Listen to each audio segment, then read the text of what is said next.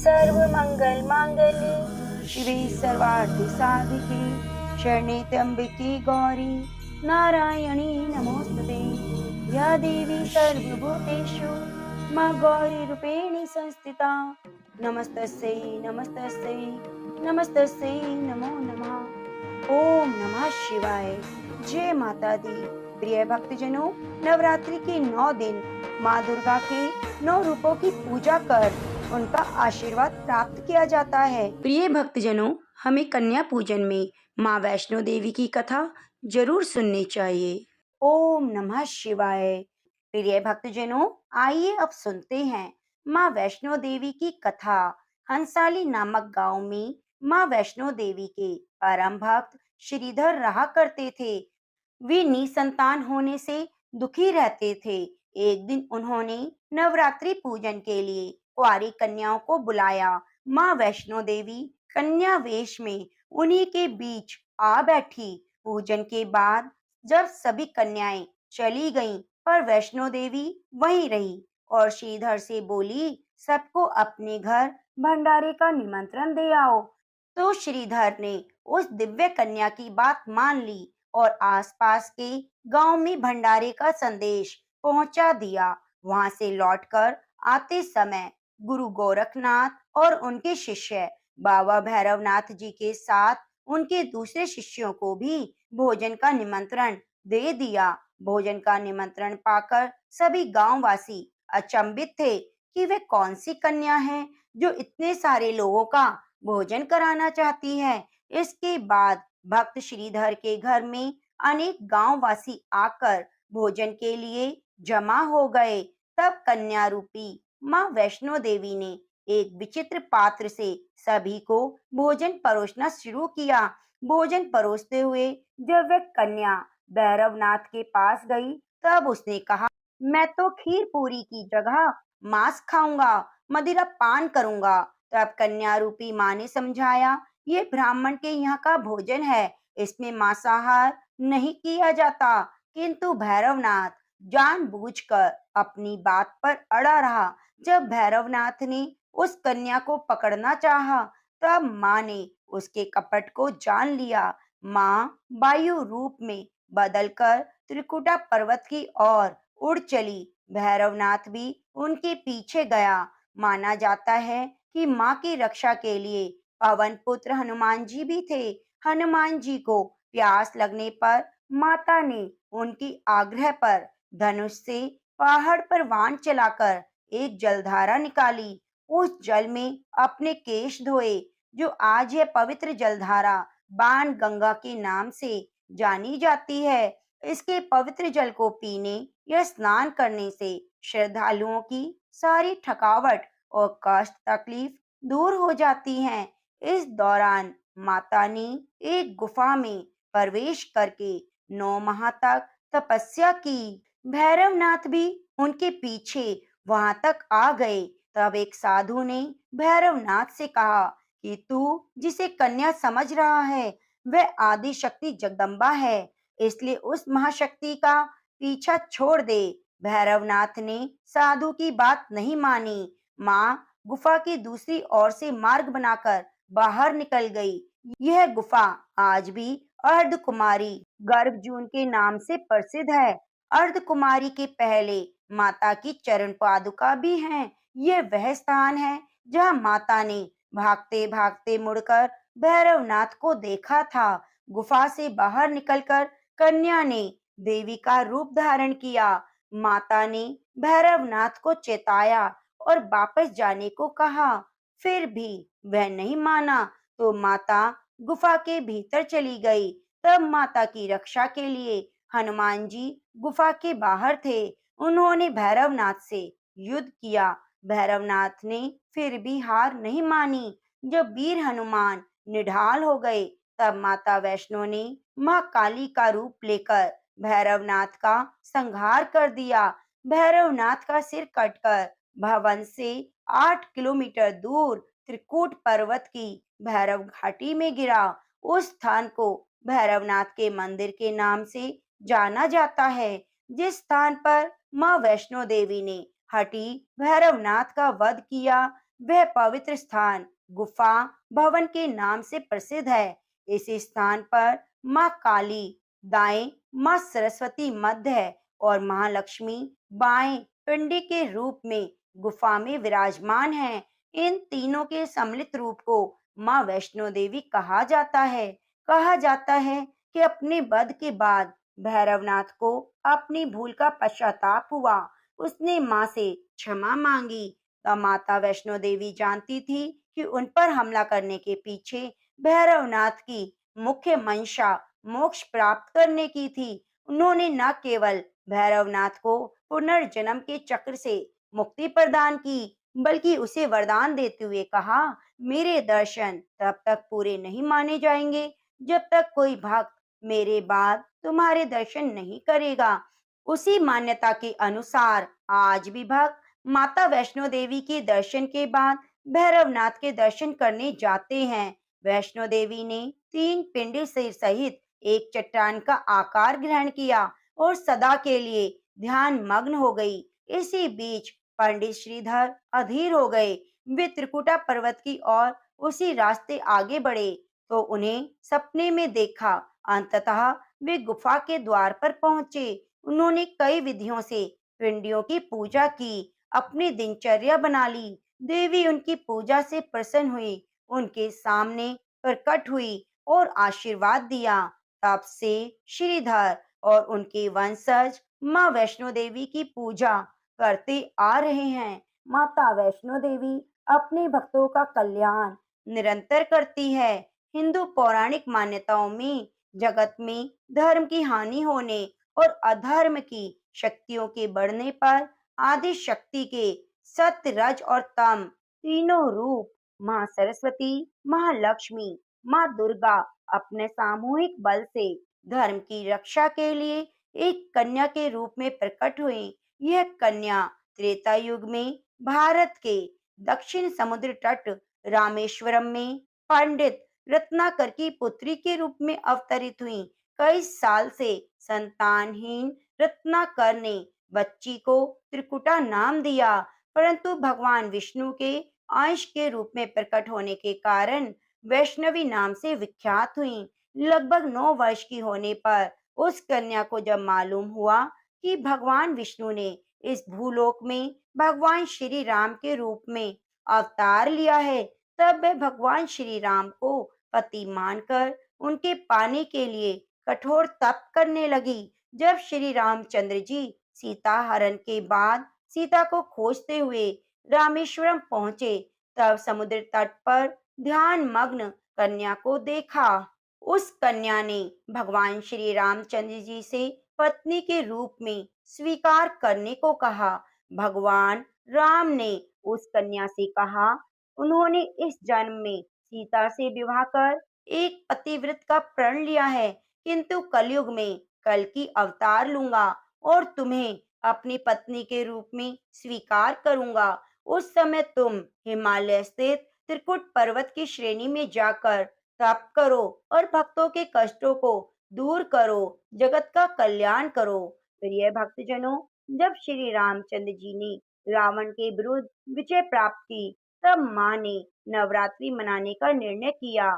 इसीलिए उस संदर्भ में लोग नवरात्रि के 9 दिनों की अवधि में रामायण का पाठ करते हैं। श्री रामचंद्र जी ने वचन दिया था कि समस्त संसार द्वारा माँ वैष्णवी की स्तुति की जाएगी, त्रिकुटा वैष्णो देवी के रूप में प्रसिद्ध होंगी और सदा के लिए अमर हो जाएंगी। तो प्रेम से बोलिए, माँ वैष्णो देवी की जय हो। ओम नमः शिवाय।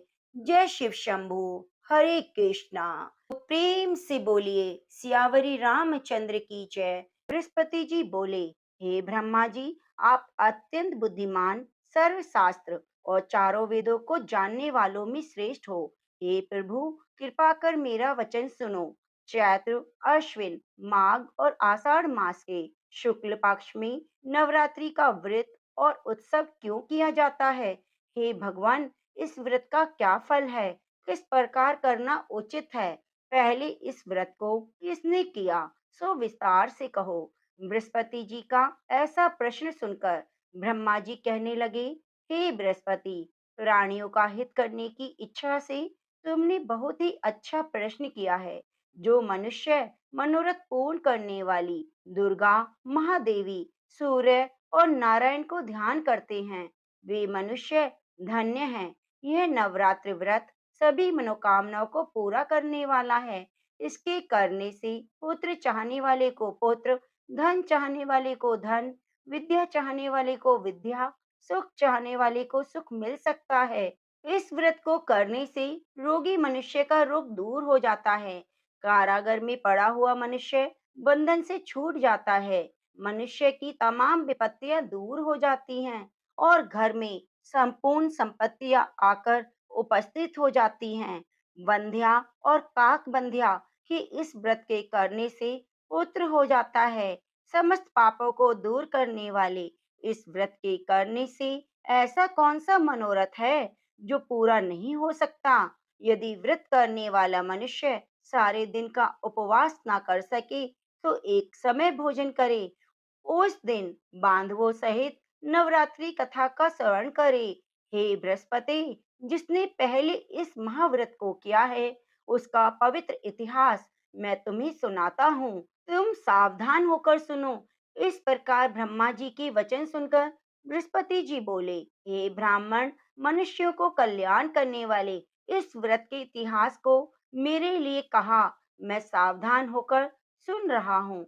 आपकी शरण में आए हुए मुझ पर कृपा करो। ब्रह्मा जी बोले, पीठत नाम के मनोहर नगर में एक अनाथ नाम का ब्राह्मण रहता था। वह भगवती दुर्गा का भक्त था। उसके संपूर्ण सद्गुणों से युक्त मानो ब्रह्मा ने सबसे पहली रचना की हो ऐसी यथार्थ नाम वाली सुमति नाम की एक अत्यंत सुंदर कन्या पैदा हुई। वह कन्या सुमति अपने घर के बालकपन में अपनी सहेलियों के साथ क्रीड़ा करती हुई इस प्रकार बढ़ने लगी जैसे शुक्ल पक्ष में चंद्रमा की कला बढ़ती है। उसका पिता प्रतिदिन दुर्गा की पूजा और होम किया करता। उस समय वह भी नियम से वहां उपस्थित होती थी। एक दिन वह सुमति अपनी सखियों के साथ खेलने लग गई और भगवती के पूजन में उपस्थित न हुई। उसके पिता को पुत्री की ऐसी असावधानी देखकर क्रोध आया और पुत्री से कहने लगी, हे दुष्ट पुत्री, आज प्रभात से तुमने भगवती का पूजन नहीं किया। इस कारण मैं किसी कुष्टी और दरिद्र मनुष्य से तेरा विवाह करूंगा। इस प्रकार कुपित पिता के वचन सुनकर कुमति को बड़ा दुख हुआ।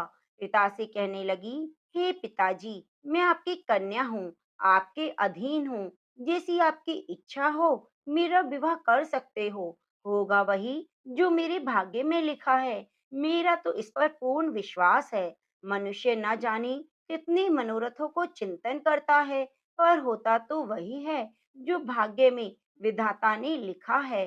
जो जैसा करता है उसको फल भी उसके कर्म के अनुसार मिलता है, क्योंकि कर्म करना मनुष्य के अधीन है, पर फल देना भगवान के अधीन है। जैसे अग्नि में पड़े हुए तृण की उसकी अधिक प्रदीप्त कर देते हैं, उसी तरह अपनी कन्या के ऐसे निर्भयता से कहे हुए वचन सुनकर उस ब्राह्मण को बहुत क्रोध आया। तब उसने अपनी कन्या का एक पुष्टि के साथ विवाह कर दिया। अत्यंत क्रुद्ध होकर पुत्री से कहने लगा, जाओ जाओ जल्दी जाओ और अपने कर्मों का फल भोगो। देखें केवल भाग्य के भरोसे पर क्या रह सकती हो। इस प्रकार से कहे हुए पिता के कटु वचनों को सुनकर सुमति अपने मन में विचार करने लगी, अहो मेरा बड़ा दुर्भाग्य है जिससे मुझे ऐसा पति मिला। इस तरह अपने दुख का विचार करती हुई वह सुमति अपने पति के साथ वन चली गई और भयानक वन में कोषायुक्त उस स्थान पर उन्होंने वह रात बड़े कष्ट से व्यतीत की। वह गरीब बालिका की ऐसी दशा देखकर भगवती पूर्व पुण्य के प्रभाव से प्रकट होकर सुमति से कहने लगी, हे ब्राह्मणी, मैं तुम पर प्रसन्न हूँ, जो चाहे वर मांग सकती हो। मैं प्रसन्न होने पर मनवांछित फल देने वाली हूँ। इस प्रकार भगवती दुर्गा का वचन सुनकर ब्राह्मणी कहने लगी, आप कौन हैं जो मुझ पर प्रसन्न हुई? ये सब मेरे लिए कहा और अपनी कृपा दृष्टि से मुझ दासी को कृतार्थ किया। ऐसा ब्राह्मणी का वचन सुनकर देवी कहने लगी, मैं आदि शक्ति हूँ, और मैं ही ब्रह्मा, विद्या और सरस्वती हूँ। मैं प्रसन्न होने पर प्राणियों के दुखों को दूर कर सुख प्रदान करती हूँ। हे ब्राह्मणी, मैं तुम पर तुम्हारे पूर्व जन्म के पुण्य के प्रभाव से प्रसन्न हूँ। तुम्हारे पूर्व जन्म का वृतांत सुनाती हूँ। सुनो, तुम पूर्व जन्म में निषाद भील की स्त्री थी, बहुत पतिव्रता थी। एक दिन तेरे पति निषाद ने चोरी करने के कारण तुम दोनों को सिपाहियों ने पकड़ लिया और लेकर जेल खाने में डाल दिया। उन लोगों ने तेरे को और तेरे पति को भोजन भी ना दिया। इस प्रकार नवरात्रि के दिनों में तुमने न तो कुछ खाया और न जल पिया, इसलिए 9 दिनों तक नवरात्रि का व्रत हो गया। हे ब्राह्मणी, उन दिनों में जो व्रत हुआ, उस व्रत के प्रभाव से प्रसन्न होकर तुम्हें मनोवांछित फल दे रही हूँ। तुम्हारी जो इच्छा हो सो मांगो। इस प्रकार दुर्गा के कहे वचन सुनकर ब्राह्मणी बोली, अगर आप मुझ पर प्रसन्न हैं, तो हे दुर्गे, आपको प्रणाम करती हूँ। कृपया करके मेरे पति के कोढ़ को दूर करो। देवी कहने लगी, उन दिनों में जो तुमने व्रत किया था, उस व्रत के एक दिन का पुण्य अपने पति का कोढ़ दूर करने के लिए अर्पण करो। मेरे प्रभाव से तेरा पति कोढ़ से रहित हो जाएगा, सोने के समान शरीर हो जाएगा। ब्रह्मा जी बोले। इस प्रकार देवी का वचन सुनकर वह ब्राह्मणी बहुत प्रसन्न हुई और पति को निरोग करने की इच्छा से ठीक है ऐसा बोली। जब तक उसके पति का शरीर भगवती दुर्गा की कृपा से कुष्ठहीन होकर अति कांति युक्त हो गया, जिसकी कांति के सामने चंद्रमा की कांति भी क्षीण हो जाती है। वे ब्राह्मणी पति की मनोहर देह को देखकर देवी को अति पराक्रम वाली समझकर स्तुति करने लगी। हे दुर्गे, आप दुर्गति को दूर करने वाली, तीनों जगत का संताप हरने वाली, समस्त दुखों को दूर करने वाली, रोगी मनुष्य को निरोग करने वाली, प्रसन्न होने पर मनवांछित फल देने वाली, दुष्ट मनुष्य का नाश करने वाली, तुम ही सारे जगत की माता पिता हो। हे अम्बे, मुझ अपराध रहित अबला की मेरे पिता ने कोष्टी के साथ विवाह कर मुझे घर से निकाल दिया। उसकी निकाली हुई मैं पृथ्वी पर घूमने लगी। आपने ही मेरा इस आपत्ति रूपी समुद्र से उद्धार किया है। हे देवी, आपको प्रणाम है। मुझ दीन की रक्षा करो। ब्रह्मा जी बोले, हे बृहस्पति, इस प्रकार उस सुमति ने मन से देवी की बहुत स्तुति की। उसे की हुई स्तुति सुनकर देवी को बहुत संतोष हुआ और ब्राह्मणी से कहने लगी, हे ब्राह्मणी, तुम्हारे उदायल नाम का एक अति बुद्धिमान, धनवान, कीर्तिवान, जितेंद्रिय पुत्र शीघ्र होगा।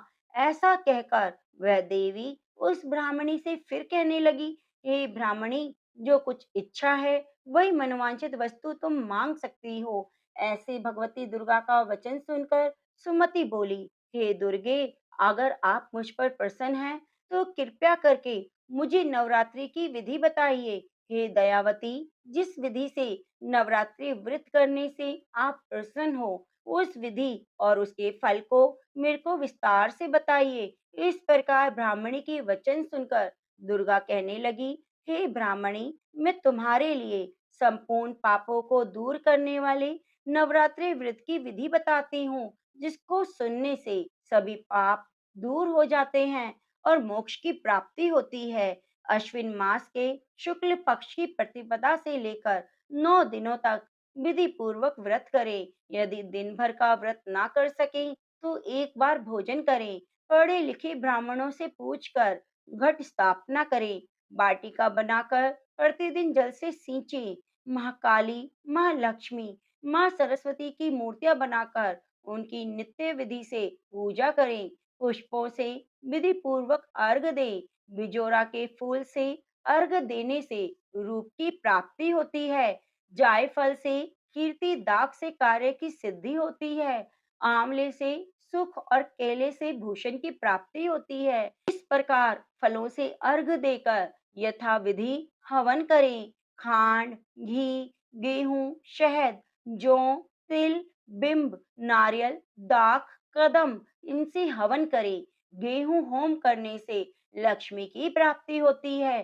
खीर और चंपा के पुष्पों से धन और पत्तनों से तेज और सुख की प्राप्ति होती है। आंवले से कीर्ति और केले से पुत्र की प्राप्ति होती है।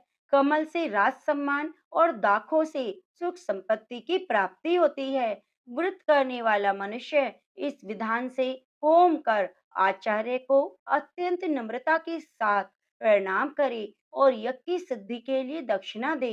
इस महाव्रत को पहले बताई हुई विधि के अनुसार जो कोई करता है उसके सभी मनोरथ पूर्ण हो जाते हैं। इसमें तनिक भी संशय नहीं। इन 9 दिनों में जो कुछ दान आदि किया जाता है उसका करोड़ों गुना फल मिलता है। इस नवरात्रि के व्रत करने से अश्वमेघ यज्ञ का फल मिलता है। हे ब्राह्मणी, इन संपूर्ण मनोकामनाओं को पूर्ण करने वाले उत्तम व्रत को तीर्थ मंदिर या घर में ही विधि पूर्वक करें। ब्रह्मा जी बोले, हे बृहस्पति, इस प्रकार ब्राह्मणी को व्रत की विधि बतलाकर देवी अंतर ध्यान हो गई। जो मनुष्य स्त्री पुरुष इस व्रत को विधि पूर्वक करता है इस लोक में सुख पाकर दुर्लभ मोक्ष को प्राप्त करता है। हे बृहस्पति, यह दुर्लभ व्रत का महात्म्य मैंने तुम्हारे लिए बताया। ऐसा ब्रह्मा जी का वचन सुनकर बृहस्पति जी आनंद के कारण रोमांचित हो गए। ब्रह्मा जी से कहने लगे, हे ब्रह्मा जी, आपने मुझ पर अति कृपा की जो अमृत के समान इस नवरात्रि व्रत का महात्म्य सुनाया। हे प्रभु, आपके बिना और कौन इस महात्म्य को सुना सकता है। ऐसा बृहस्पति जी के वचन सुनकर ब्रह्मा जी बोले, हे बृहस्पति, तुमने सभी प्राणियों का हित करने वाले इस अलौकिक व्रत को पूछा, इसलिए तुम धन्य हो। यह भगवती शक्ति संपूर्ण लोकों का पालन करने वाली है। इस महादेवी के प्रभाव को कौन जान सकता है। तो प्रेम से बोलिए, जय माता दी। ओम दुम दुर्गाए नमः। प्रिय भक्तजनों, अब श्रवण करते हैं गणेश जी की कथा, क्योंकि नवरात्रियों में हमें गणेश जी की कथा को जरूर सुनना चाहिए। गौरी पुत्र गणेश की जय। ओम नमः शिवाय। प्रेम से बोलिए, गणेश भगवान की जय हो। एक गांव में एक शंभू नाम का व्यक्ति रहता था। वह गणेश भगवान का परम भक्त था। गणेश भगवान की भक्ति उसे पिता से विरासत में मिली थी। वह रोज प्रभु को भोग लगाता, आरती करता, उसके बाद ही कुछ खाया करता। गणेश भगवान की उस पर विशेष कृपा थी। उसके घर में किसी चीज की कमी ना थी। केवल उसकी पत्नी को छोड़कर, उसकी पत्नी का नाम तो शांति था, परंतु वह बिल्कुल अशांत थी। उसे भगवान की पूजा करना बिल्कुल पसंद नहीं था। वह रोज सुबह शंभू पर चिल्लाती और एक बात कहती, क्या शोर मचा रखा है। रोज रोज घंटी बजाकर, शंख बजा बजाकर पूरा गांव इकट्ठा कर लेते हो। बहुत समझाता पर वह समझने वाली कहाँ थी। एक दिन शंभू को किसी काम से बाहर जाना पड़ा। उसने अपनी पत्नी से बड़े ही प्रेम भाव से कहा, शांति सुनो, मुझे 2 दिनों के लिए बाहर जाना है। इतना सा काम कर देना कि प्रभु के भोग का ध्यान रख लेना, नहीं तो मेरे प्रभु भूखे रह जाएंगे। शांति ने अनमनी मन से बात सुनी। जब शंभू चला गया तो उसे एक उल्टी चाल सूझी। उसने सोचा, यदि गणेश भगवान को ही घर से बाहर निकाल दूं तो रोज रोज की आरती, पूजा, भोग, शोर शराबे का झंझट खत्म हो जाएगा। उसने घर के पीछे जाकर एक गड्ढा खोदा, उसमें गणेश जी की मूर्ति को दबा दिया और घर में वापस आ गई। शंभू जब घर वापस आया तो उसने मंदिर में गणेश भगवान को ना देखा। वह भागा भागा शांति के पास गया और कहने लगा, शांति, मेरे प्रभु कहाँ हैं? वे मंदिर में नहीं हैं। शांति अनजान बनकर बोली, मुझे तो पता नहीं, कल रात ही तो मैंने धूप आरती और भोग लगाया था। शंभू पागलों की तरह गणेश भगवान को पूरे घर में खोजता रहा। उसे मन ही मन पता था कि यह काम तो शांति का है। उसी ने मेरी पूजा पाठ पसंद नहीं। उसने ही शांति से कहा, यदि मेरे प्रभु मुझे ना मिले तो मैं खाना पीना छोड़ दूंगा। शांति को लगा 1-2 दिन का नाटक है, उसके बाद सब ठीक हो जाएगा। शंभू को रोते बिलखते 7 दिन हो गए। वह शांति से बोला, शांति, मुझे पता है तुमको ही मेरी पूजा पाठ पसंद नहीं। मेरे गणेश भगवान की प्रतिमा को तुमने कहीं छिपाया है। यदि मुझे मेरे गणेश भगवान ना मिले तो मैं कुएं में कूदकर अपनी जान दे दूंगा। अगर शांति मुंह खोलती तो उसका झूठ पकड़ा जाता। इसलिए वह बोली, आप मुझ पर शक क्यों कर रहे हो? सच में मुझे नहीं पता। ज्यादा प्यार आ रहा है तो मैं नई प्रतिमा लाकर देती हूँ, पर शंभू को तो वही चाहिए थी। सारे गांव वाले यह देख रहे थे और इकट्ठा हो गए। शंभू की व्यथा गणेश भगवान भी देख रहे थे। वह भी अपने भक्त के पास जाने के लिए बेचैन थे। उधर शंभू कुएं की ओर चढ़ गया। शांति भागी भागी गणेश भगवान की प्रतिमा गड्ढे से निकालने लगी, पर गड्ढे में गणेश जी की प्रतिमा नहीं थी, क्योंकि गणेश भगवान अपनी प्रतिमा स्वयं निकाल लिए थे। गणेश भगवान बालक का रूप लेकर और अपनी प्रतिमा को निकालकर शंभू के पास पहुंचे और बोले, काका, यही प्रतिमा है आपकी, इसे ही ढूंढ रहे हो क्या? शंभू ने पीछे मुड़कर देखा तो एक सुंदर बालक के हाथ में गणेश जी थे। वे कुएं से नीचे उतरा, प्रभु को गले से लगाया और रोते रोते स्नान कराया, भगवान को मंदिर में स्थापित किया। वह बालक शांति की तरफ देखकर मुस्कुरा रहा था। शांति सोच में पड़ गई कि इस मूर्ति का पता इस बालक को कैसे चला। शंभू के साथ शांति भी अंदर चली गई। शंभू ने रोते रोते बड़े भाव से गणेश जी को स्थापित किया, पूजा की और बालक का खूब धन्यवाद किया।